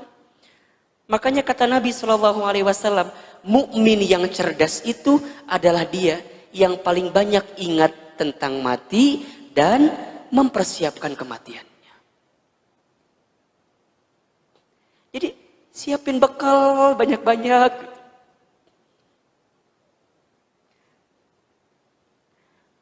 Infak, sodako, baca Quran, berbuat baik sama orang lain, ikut taklim, tidak mau menyakiti orang. Karena kita tahu bahwa hidup ini bukan di sini sebenarnya, tapi nanti di sana. Gitu. Ahilman, mungkin saya pinter nyampein sesuatu gitu ya, menceramahi sesuatu. Kadang saya takut. Ya Allah, kira-kira yang saya sampaikan udah saya amalkan atau belum? Takut.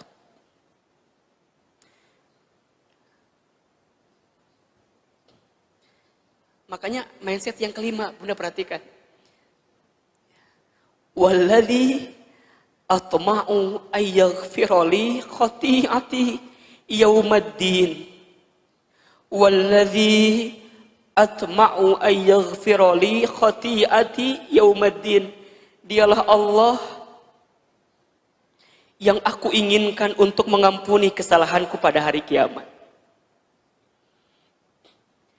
Jadi begini Bunda, setelah yang keempat mindsetnya adalah Allah yang mematikan kita, Allah yang menghidupkan kita, maka yang terakhir adalah aku yakin Allah pasti mengampuni dosa-dosaku.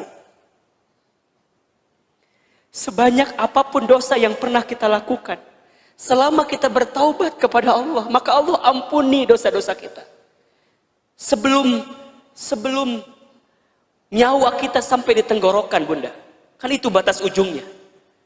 Sebelum nyawa kita sampai di ghar-ghar, di tenggorokan ini. Selama kita bertaubat dari sebanyak dan sebesar apapun dosa kita, pasti Allah akan ampuni dosa-dosa kita.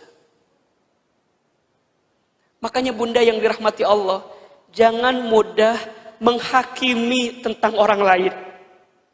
Karena selama dia hidup, dia masih punya harapan untuk apa? Bertaubat dan menjadi orang baik. Jangan mudah menjudge, menghina, menghakimi orang lain tentang keburukannya, tentang kejahatannya, tentang kejelekannya. Tanamkan di hati kita doa terbaik, boleh jadi dia bisa berubah jadi orang baik dan kemudian wafat dalam keadaan baik. Dan kita hati-hati yang sudah merasa baik, kita merasa baik, merasa soleh, merasa aman, tapi kita lupa memohon kepada Allah. Ujungnya kita terjerumus, terpleset, balik lagi. Kita berbuat dosa dan wafat saat berbuat dosa. Nauzubillahi min dzalik. Selalulah simpan kacamata rahmat dalam pandangan kita ini, Bunda, untuk melihat apapun dengan kasih sayang. Kalau Bunda hari ini melihat ada orang yang jahat, orang yang buruk, benci kejahatannya, benci keburukannya, tapi jangan benci orangnya. Karena orangnya boleh jadi bisa berubah. Betul apa enggak? Ada seseorang yang pernah hampir membunuh baginda Nabi Muhammad SAW. Pernah hampir membunuh. Tapi kemudian lihat ujung hayatnya. Seseorang ini dimakamkan di samping makam baginda Nabi Muhammad SAW. Siapa beliau? Umar bin Khattab.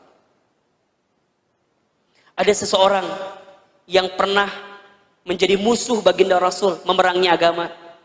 Tapi kemudian saat wafatnya disebut dengan pedangnya Allah. Siapa beliau? Sahabat Khalid bin Walid. Setiap kita ini punya harapan untuk menjadi orang baik, seburuk apapun kita di masa lalu itu. Dan kita yakinlah bahwa Allah mengampuni dosa-dosa kita. Maka jangan pernah berhenti beristighfar kepada Allah. Dosa kita banyak, Bunda. Dosa kita banyak. Ustaz, tapi gimana ya kalau dosa saya banyak, kira-kira Allah akan ampuni dosa saya enggak ya? Karena banyak banget dosa saya. Pasti selama kita bertobat. Surat Az-Zumar ayat 53. Qul ya ibadiyalladzina asrafu ala anfusihim la taqnatu min rahmatillah innallaha yaghfirud dzunuba jami'an. Wahai hamba-hambaku yang pernah keterlaluan berbuat kesalahan, kata Allah, jangan pernah putus asa dengan rahmat Allah. Selama engkau minta ampun, selama engkau bertobat, selama engkau memperbaiki diri, sesungguhnya Allah akan mengampuni dosa-dosa kalian jami'an, seluruhnya. Maka ayo mulai hari ini, Bunda, mulai hari ini banyak taubat sama Allah, banyak minta ampun sama Allah. Percayalah, ampunan Allah lebih luas daripada dosa yang pernah kita lakukan. Syaratnya taubat. Ahilman, bagaimana syarat taubat yang diterima itu? Satu, ikhlas karena Allah. Tanamkan di hati, Allah yang menciptakan aku, Allah yang mengatur hidupku, Allah yang menjamin rizkiku, Allah yang menyehatkanku, Allah yang menghidupkan mematikanku. Kemudian ikhlas karena Allah. Yang kedua, menyesal kalau kita pernah berbuat dosa. Bunda, kalau ingat-ingat dosa itu nyesel. Malah ketika nyeselnya itu bisa sakit, bisa kemudian di hati ini, ya Allah, naha dulu berbuat itu ya, naha berbuat dosa, menyesal, syarat taubat. Yang ketiga, berhenti, tinggalkan. Berhenti, tinggalkan. Udah, cukup. Dan yang keempat, komitmen untuk mengisi hari-hari ke depan dengan apa? Kebaikan. Satu apa tadi? Ikhlas. Dua, nyesel. Tiga, berhenti, tinggalkan. Empat, komitmen dengan kebaikan. Taubatan nasuha. Kalau belum, berarti gimana? taubatnya belum serius. Ustadz, gimana kalau kami sudah bertobat, bikin dosa lagi? Gimana berarti? Taubat lagi, bikin dosa lagi, taubat lagi, bikin dosa lagi, taubat lagi, bikin dosa lagi, mati. Gak sempat bertobat. Jadi gimana Ustadz? Saat kita bertobat, komitmen. Boleh jadi itu kesempatan taubat terakhir sebelum kita wafat menuju Allah Subhanahu wa Ta'ala. Makanya Bunda nih kalau ngaji, pikirin barangkali ini ngaji saya yang terakhir. Kalau ada kesempatan, saya mau ngaji. Saya mau ngaji, sieun itu penak deui jeung Ustadz Hilman. Maot maksudna teh kitu. Sieun aku mah takut ini teh ngaji aku yang terakhir. Ada kesempatan ngaji. Ada waktu sholat malam, bangun, sholat tahajud. Barangkali itu yang terakhir. Bunda jadikan semua amal seolah-olah itu amal yang terakhir. Jika Bunda berpikir itu, maka Bunda akan serius menjadikan amal itu. Bunda layanin suami seolah-olah ini yang terakhir. Bun, bikin kopi. Iyon sorangan. Capek aku juga. Jangan. Boleh jadi ini kesempatan terakhir. Bunda ambil kopi, ambil gula, campur sianida, kasih maut ya suami. Maut atau suami nak itu. Jangan.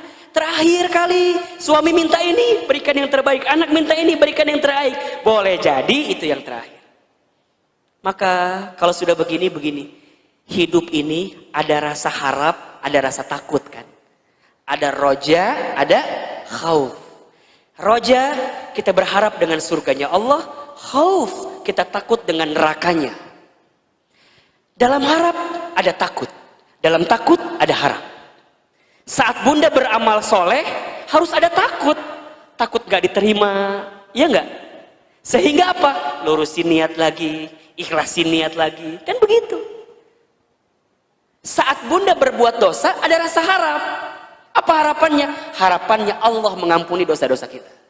Ada rasa harap dalam takut, ada rasa takut dalam rasa harap. Dan itu yang harus kita miliki semuanya. Maka jika 5 mindset ini sudah kita tanamkan di hati kita, tenang hidup ini Bunda. Yang pertama, Allah yang menciptakanku, Allah yang mengatur hidupku. Yang kedua, Allah yang menjamin rezekiku. Yang ketiga, Allah yang menyembuhkan sakit luka dalam hidupku. Yang keempat, Allah yang menghidupkanku, kemudian nanti Allah yang mematikanku. Hidup ini sementara, semua akan kembali kepada Allah. Yang kelima, Allah yang akan mengampuni dosa-dosaku. Jelas kira-kira? Jelas kira-kira? Tanamkan mindset ini, tanamkan di hati keyakinan ini, insya Allah kita akan belajar dari Nabi Ibrahim alaihissalam. Sampai kemudian lihat ujung ayat ini kan, Robbi habli hukman wa alhiqni bis-sholihin. Ya Tuhanku, berikanlah kepadaku hikmah dan masukkanlah aku ke dalam golongan orang-orang yang soleh. Ada hikmah dari kejadiannya. Apa hikmahnya? Allahu Akbar. Nabi Ibrahimnya sudah wafat, Siti Hajarnya sudah wafat, Nabi Ismailnya sudah wafat, tapi sampai hari ini kita masih bisa menunaikan ibadah haji. Yang ibadah haji itu filosofi ritualnya berangkat dari kisahnya siapa? Nabi Ibrahim alaihissalam. Air Zam-Zam masih bisa kita minum nggak? Masih bisa kita minum. Hikmah kan itu. Sa'i dari mana? Sofa ke Marwah. Kita tunaikan hari ini, saat ini, ya nggak? Dalam haji dan umroh. Karena apa? Hajar alaihissalam. Kita tawaf. Kan begitu? Ini adalah bagian-bagian dari hikmah itu sendiri. Maka Bunda percayalah, apapun skenario hidup yang hari ini sedang kita jalani, jangan mudah menghakimi skenario itu. Boleh jadi Allah sedang menyiapkan kebaikan dalam kehidupan kita.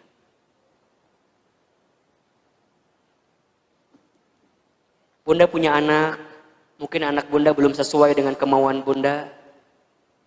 Jangan pernah berhenti untuk mendoakannya. Boleh jadi anak Bunda itu akan menjadi anak yang soleh, anak yang baik. Boleh jadi mungkin saat Bunda sudah tiada di dunia ini. Bunda hari ini berwakaf, bersedekah, berinfak, jadi orang tua asuh untuk penghafal Quran. Mungkin bundanya sudah nggak ada. Tapi boleh jadi si anak yang tadi kita berikan beasiswa untuk menghafal Quran itu, mereka jadi penghafal Quran. Kelak mereka menjadi imam di suatu masjid, bacaannya dibacakan, Allahu Akbar. Maka setiap ayat yang dibacakan oleh si anak itu, dan dulu dia pernah sekolah karena harta yang kita berikan kepada anak itu, pahalanya sampai kepada kita. Itulah yang dinamakan dengan apa? Amal soleh jariyah. Amal jariyah. Begitupun juga dengan dosa. Ada amal soleh jariyah, juga ada amal salah jariyah. Ada dosa jariyah. Dosa yang kita lakukan dalam hidup, saat kita wafat dosanya masih mengalir. Gimana Ustadz? Kok bisa? Iya, sangat bisa. Jadi gimana? Minta ampun cepat-cepat sama siapa? Allah. Bunda hati-hati, apalagi perempuan. Menjaga kehormatan perempuan.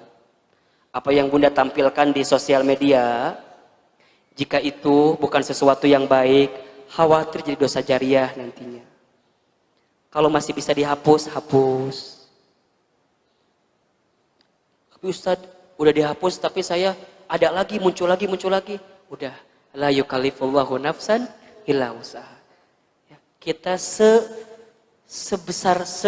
semaksimal mungkin berusaha. Kalau ada orang yang pernah kita sakiti, temui, minta maaf. Jangan gengsi Bunda. Ustadz, gengsi atuh minta maaf sama dia, naon? Mau dia yang salah, aku yang minta maaf. Minta maaf. Karena balasan-balasan kebaikan itu pasti akan kita dapatkan kalau kita berbuat baik. Ya, mudah-mudahan 5 mindset ini bisa meyakinkan hati kita semua. Ya. Jadi kalau Bunda lagi punya kesulitan, lagi dalam kegelisahan, langsung mikir 5 ini, pasti akan tenang. Dan insya Allah kita mendapatkan kebaikan juga. Bunda yang dirahmati Allah, mari sama-sama kita angkat kedua telapak tangan kita. Kita berdoa kepada Allah Subhanahu wa Ta'ala. Mudah-mudahan doa-doa kita di pagi ini dikabulkan oleh Allah Subhanahu wa Ta'ala. Istighfar 3 kali. Astaghfirullahaladzim. Astaghfirullahaladzim. Astaghfirullahaladzim. Angkat kedua telapak tangan kita. Tundukkan kepala kita. Tutup kedua mata kita. Aminkan dalam hati doa-doa yang coba kita bacakan. Astagfirullahaladzim. A'udzubillahi minasyaitonirrajim. Bismillahirrahmanirrahim. Alhamdulillahirabbil alamin. Alhamdulillahirabbil alamin. Alhamdulillahirabbil alamin hamdan syakirin hamdan na'imin. Hamdan yuwafi ni'amahu wa yukafi mazidah. Allahumma salli ala sayyidina Muhammad wa ala alihi wa ashabihi ajma'in. Ya Allah, ya Rahman, ya Rahim. Duhai Allah yang maha pengasih lagi maha penyayang. Ya Allah, hari ini kami semua hadir kembali di masjid ini. Hari ini kami berkumpul kembali di tempat ini. Ya Allah, kami mohon kepadamu, sayangi kami semua dengan kasih sayang-Mu ya Rabb. Cintai kami semua dengan kasih sayang rahmat-Mu ya Allah. Ya Allah ya Rabb, Engkau yang maha melihat setiap kelakuan kami. Engkau yang maha menatap setiap isi hati perasaan kami. Ya Allah, Engkau yang maha mendengar setiap keluh kesah kegelisahan hati kami. Ya Allah, terima kasih. Engkau takdirkan kami hadir kembali di masjid ini, ya Allah. Tidak ada yang kami inginkan saat kami hadir kecuali kami mendapatkan ridho-Mu ya Allah. Kami rindu ya Allah dengan kebaikan-kebaikan yang Kau berikan kepada kami ya Allah. Maka ya Allah, terima ini semua sebagai tanda syukur kami kepadamu ya Allah. Terima kasih untuk nikmat usia yang Kau masih berikan kepada kami. Di saat banyak saudara kami, teman-teman kami yang Kau telah panggil usianya ya Rabb.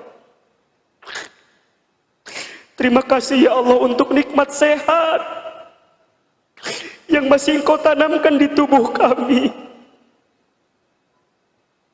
Terima kasih untuk nikmat rezeki ya Allah yang masih Engkau amanahkan kepada kami. Terima kasih untuk nikmat keluarga yang masih Engkau bersamakan dengan hidup kami. Ya Allah, ya Ghaffar, ya Ghafur, begitu banyak nikmat yang Kau berikan kepada kami ya Rabb. Tapi kami seringkali membangkang, lupa, lalai dengan perintah-Mu ya Allah. Maka ya Allah, Engkau yang maha mengampuni semua dosa-dosa kami, kami mohon ya Allah, siapapun di antara kami, seburuk apapun masa lalu kami, sebanyak apapun dosa-dosa kami, sesering apapun maksiat kami, Allah, kami mohon kepadamu ya Allah, jangan keluarkan kami dari masjid ini kecuali Engkau ampuni semua dosa-dosa kami ya Allah. Ampuni dosa-dosa kami ya Allah. Banyak dosa ya Allah.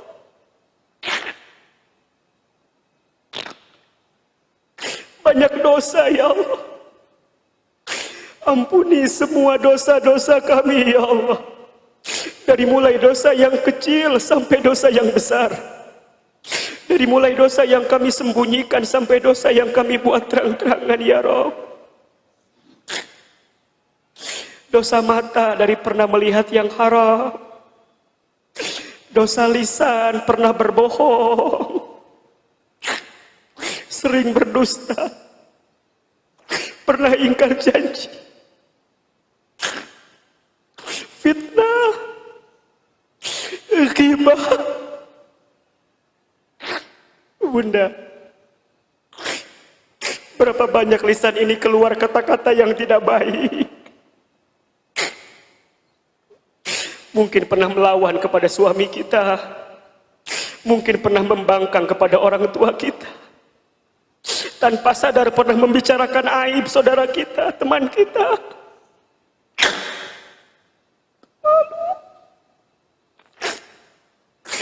Ya Allah, ampuni tangan kami ini ya Allah.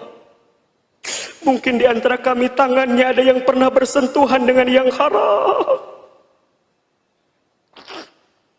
Ampuni perut kami ini ya Allah.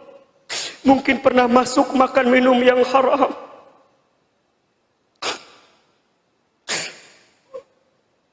Ampuni dosa kemaluan kami ya Rabb. Mungkin di antara kami ada yang pernah berzina. Ampuni dosa kaki kami ya Allah.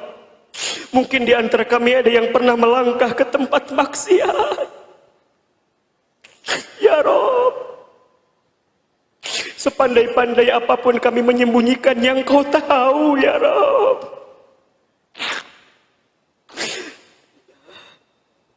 Ampuni dosa kami ya Allah.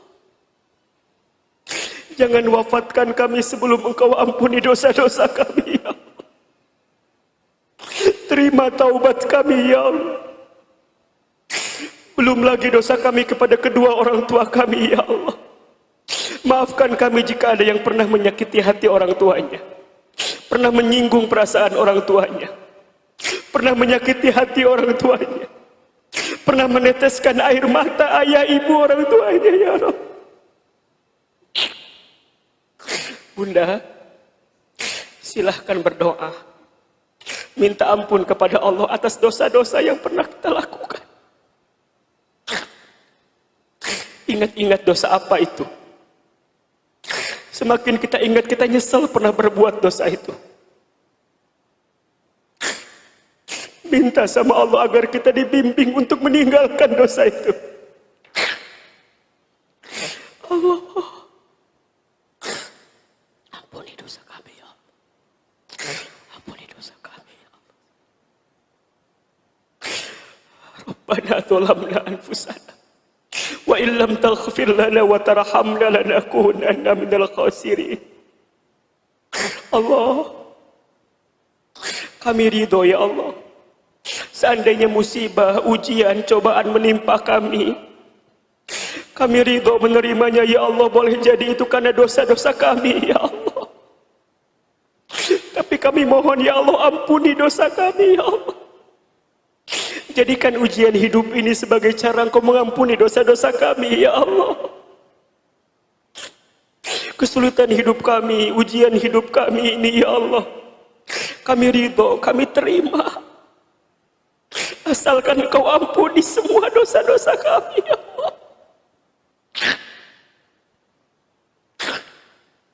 Ya Allah, kami mohon kepadamu, siapapun di antara kami pagi ini yang datang membawa banyak kesulitan dalam hidupnya, yang datang sedang punya masalah, yang datang sedang diuji, sedang dicoba ya Rabb, kami mohon kepadamu ya Allah. Ya Allah, kami tahu ini rencanamu ya Allah. Kuatkan kami melalui ini semua ya Allah. Bunda, yang punya kesulitan, yang punya hajat, silakan berdoa masing-masing sesuai dengan hajatnya. Apa yang sedang punya masalah, sedang punya kesulitan, punya hajat, sampaikan kepada Allah. Allah Al-Hadi, Allah yang maha memberi petunjuk. Allah ya Nur, Allah yang memberikan cahaya terbaik dalam hidup kami. Ya Allah, belajar berbisik sama Allah, belajar menyampaikan apa yang kita inginkan. Ya Allah, Engkau yang tunjukkan kepada kami jalan yang baik ya Allah. Ya Allah ya Rabb, seberat apapun masalah yang sedang kami hadapi, kami yakin Engkau maha besar ya Allah. Tidak ada ujian yang menimpa hidup kami kecuali Engkau yang akan memberikan solusinya ya Allah. Hasbunallah wa ni'mal wakil. Ni'mal maula wa ni'man nasir. Ya Allah, siapapun di antara kami yang sedang sakit, sembuhkan ya Allah. Siapapun di antara kami yang sedang sempit, lapangkan ya Allah. Siapapun di antara kami yang hidupnya sedang sulit, mudahkan ya Allah. Siapapun di antara kami yang sedang bertengkar, sedang bermusuhan, damaikan ya Allah. Akurkan ya Allah. Siapapun di antara kami yang rumah tangganya, keluarganya sedang punya masalah, tunjukkan jalan keluar terbaik untuk masalah rumah tangga yang sedang kami hadapi ya Rabb. Ya Rabb, jangan tinggalkan kami saat kami sedang sendiri ya Allah. Jangan tinggalkan kami saat kami sedang sulit ya Allah. Hanya Engkau penolong kami, hanya Engkau tempat bersandar untuk kami ya Allah. Ya Allah, kami semua masih menghadapi pandemi COVID-19 ini ya Allah. Kami mohon kepadamu, sehatkan kami semua, jaga kami semua, lindungi kami semua ya Allah. Bismillahirrahmanirrahim. La yadhurru ma'asmihi syai'un fil ardi wala fis sama wa huwas samiul alim. Ya Allah, jaga kami dari semua yang membahayakan bagi hidup kami ya Allah. Allah, tanamkan di hati kami kekuatan untuk makin dekat denganmu ya Allah. Mulai hari ini, bimbing hidup kami semakin lebih baik ya Allah. Lebih baik hidup kami ini ya Allah. Makin baik iman kami ya Allah. Makin baik Islam kami ya Allah. Makin baik ibadah kami ya Allah. Makin baik akhlak kami ya Allah.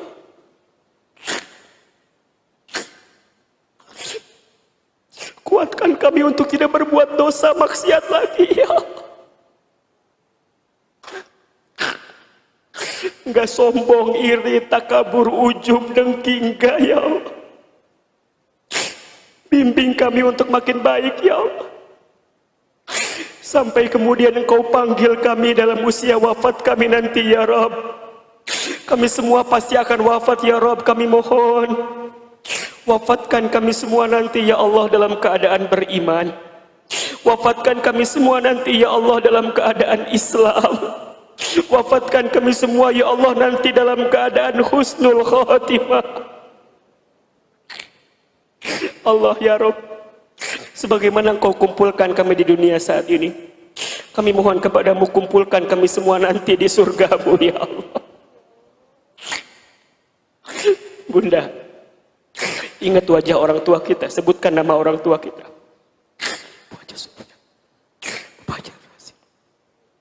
Sebutkan nama pasangan hidup kita. Sebutkan nama anak-anak keturunan kita.